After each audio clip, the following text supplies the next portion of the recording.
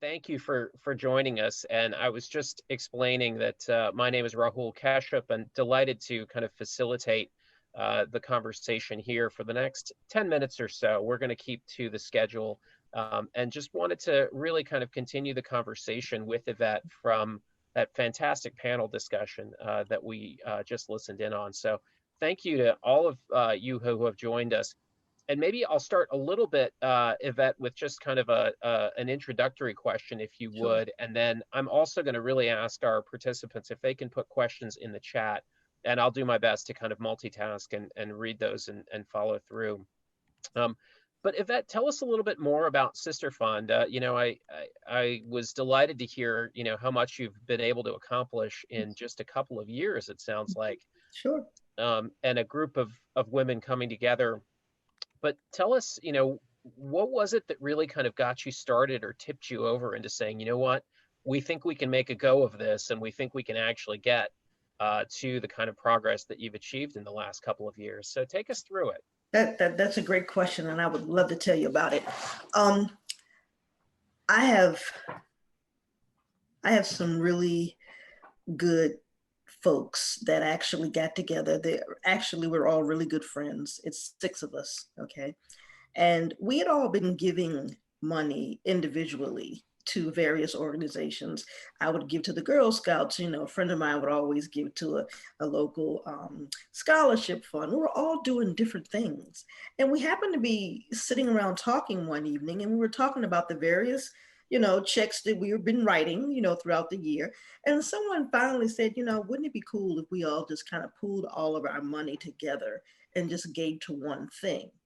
And so we literally sat there and added up the money that we had been giving out. And we were like, oh my God, we could probably really do something like that. Now, keep in mind, because it was six very educated Black women sitting at the table talking about this, we talked about this in, say, 2013. Okay. So every year we're going to do it. We're going to do it. So finally in 2015, we sat down with the community foundation. We put our plan together. We shared it with them and said, this is what we're trying to do. Would you consider being our fiscal agent? And they jumped at the opportunity to actually do it. So we started Sister Fund with 25 members in 2015. We gave away a $20,000 grant in 2016. We actually did the same thing in 2017. In 2018, we gave away the largest grant we've ever given away to Girls for a Change for $40,000.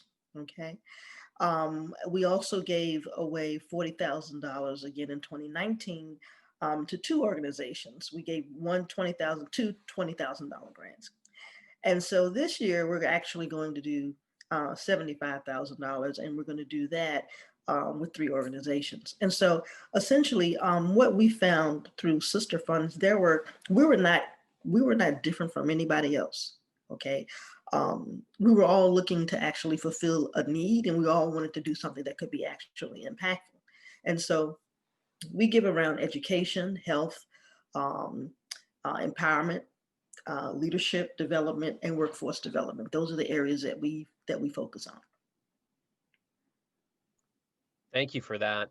Do you feel like, the toughest times were at the very beginning when you were trying to build momentum, or do you feel like it's getting tougher now as you're obviously gaining momentum and you're expanding your outreach? It's really interesting because I think that we were really poised this year to maybe do something like 80 members. Okay. And at the beginning of the year, right around December, we was like, that is absolutely no problem. We can make that happen. And then COVID hit. And the reality is we had people, that actually call and say, I can't do it this year. My son and daughter-in-law coming back home. I'm going to help my, nephew through college. They're obviously life got in the way, if you will. Life, COVID interrupted an entire ecosystem of giving, if you will. And as a result of that, we had to actually cut back. And so I find that now, um, as the second year of being chair of the organization, I find that we are like now starting to like build again as far as like a plateau, because 2020 is very different for us.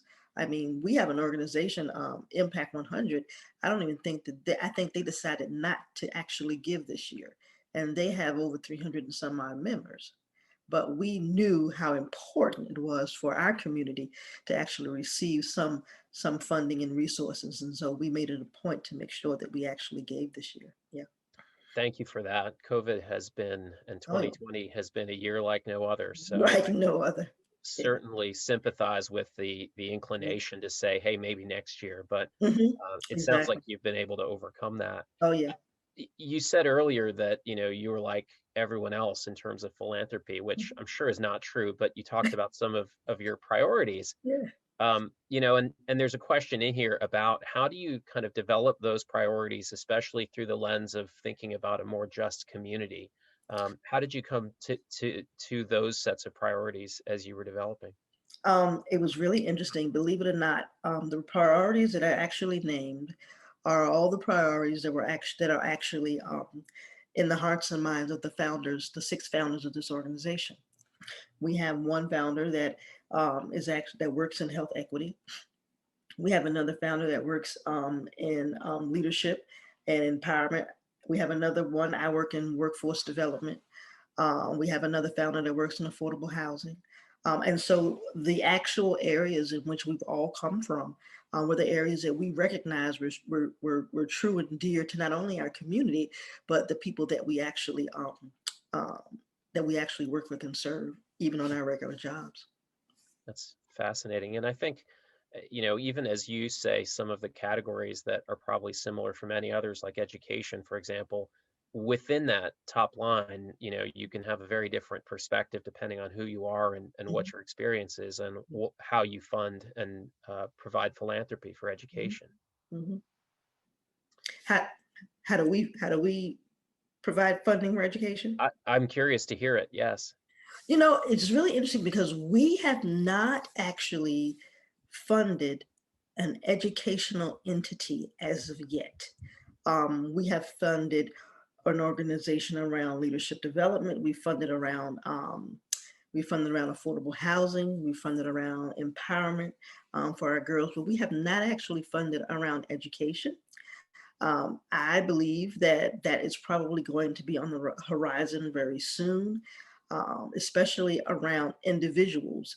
And that's something that we have stayed away from. We are not actually funding individuals, but we also recognize the need. Um, there was a CTE program that actually applied to us recently for funding. And I thought that that was very interesting. But I mean, we have not actually funded around education in that aspect as of yet. Something to be solved in the future then. Oh, yeah. You know, I'm sorry, Yvette, go ahead. there, you know, I wanted to make sure that there is a question in the chat that talks about multi-year funding and things of that nature. And I don't want to forget it. So I want to be able to leave time to actually be able to answer that question. But go ahead. Absolutely. No, we'll get to that right now, in Okay. fact. And I will say that of course, welcome people to drop off whenever they need to. Yvette, if you have a little bit more, we'll go through a couple more questions and then Okay. end a little bit after 1:15, if that Okay. works. That works. Go ahead. So, yeah, let's talk about multi-year funding. I certainly noted that when you were speaking a few minutes ago. Yeah. How do you see that playing out, and what's the right way to kind of take a multi-year funding approach? I think what you need to do is look at what your outcomes are and what you want your outcomes to be. Um, I am very because I work in city government, I actually apply for funds myself. And so I'm very familiar with the national funders, if you will, the National League of Cities, the Annie E. Casey Foundation. And what I see a lot of times is that when we fund on just one year, we spend a lot of time on the planning process, and just as we get going, it's literally time to reapply for the funding again. And we don't really get an opportunity to really crank the wheel, if you will, to really get rolling before it's time to, try to get the money all over again, try to refund. And I think it's very important to look at what you want that outcome to be and say, you know what, this may take longer than a year. This may take 2 years. And as a result of that, we're going to fund this organization for 2 years to see whether we can get some different outcomes. Because we never fund, we only fund for like 1 year. Something else that I see a lot of funders do that I've also had what I consider to be just questions around. A lot of funders will say, don't use this money um, for marketing. Don't use this money to actually market at all. Well, I'm thinking if you're a very small nonprofit, how are people going to find out about you if you can't use these funds to share with, what you're actually doing, or you can't use these funds to actually market your organization? And so I think we have to start to look at what the prerequisites are for grant funding, but we also need to kind of look at it from the actual recipient's end to see how are we creating barriers to the very outcomes that we're trying to get. Absolutely. Yvette, one that harkens back to a comment you made right at the end of the panel session about listening to people who are different from you and Yes. spending some time with those. We have a question from someone who says, if they're looking to hire or find a candidate pool and they really want to emphasize, making sure there are people of color in that candidate pool, do Mhm. you have any thoughts or suggestions for them on what are some key things they should think about doing? Yes. That that very example about having coffee with someone that doesn't look like you is very important. I think I saw in the chat that Charlottesville has a coalition of 100 Black women. Yes. Um, if this person is trying to actually perhaps maybe populate, a candidacy or what have you, um, get in touch with the president, get in touch with the leadership there, ask to make a presentation. Give them a call, go to a Black sorority in that area, get in contact with them and say, this is what we have on our books. We're looking to actually hire someone, and we're looking to make sure that, perhaps maybe our board looks like the community. Can you make some suggestions? They'd be happy to do that. Fantastic. Well, and this one, maybe touches on a couple of the topics you've already mentioned, but you've talked about potentially taking a longer term strategy toward funding. You've also talked about, a little bit of the attitude of philanthropy where, restrictions on funding can be, difficult. Do you have thoughts on how philanthropy really needs to think about changing beyond some of those that you've mentioned? Um, yeah. I mean, essentially, like I mentioned, the representation is so very important. Here in Richmond, the actual community foundation is working really hard on representation right now. They recognize that there's what their staff looks like, and as a result, they've been very intentional about hiring people that actually look like the community that they're trying to serve, because that's very important. I think that is a start. I think is probably one of the most important starts. What we're finding is that when philanthropy starts to look like the community, more people that wouldn't necessarily reach out to philanthropy start to reach out to philanthropy. We find out that when you have a more intentional uh, outreach and community outreach strategy, that you tend to get what I find are, grant proposals that you probably wouldn't necessarily get. Okay. Um, I cannot tell you how many times I've heard the word, I didn't even know they were out there. I had no idea they did this type of work. Oh my God, I can't believe they're reaching so many people. It's because they're on the ground, they're doing the work. And as a result of that, they're coming towards us because we look like them. Okay. So, I mean, we have to keep that in mind because it's very important. It certainly If is. people do business, people do business with folks that they know, like, and trust. Okay. It's kind of hard to do business differently. So if you either going to know the person, like the person, or trust the person. Well, you can't get to like the person if you don't get to know the person.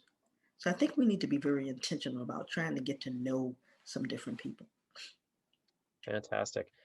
Yvette, I'm conscious of people's times, and I really appreciate the time you've taken to, spend a few minutes with us, in addition to the panel session and, Philanthropy Day here. On behalf of the Center for Nonprofit Excellence, thank you so much. And I think everybody here has enjoyed connecting with you.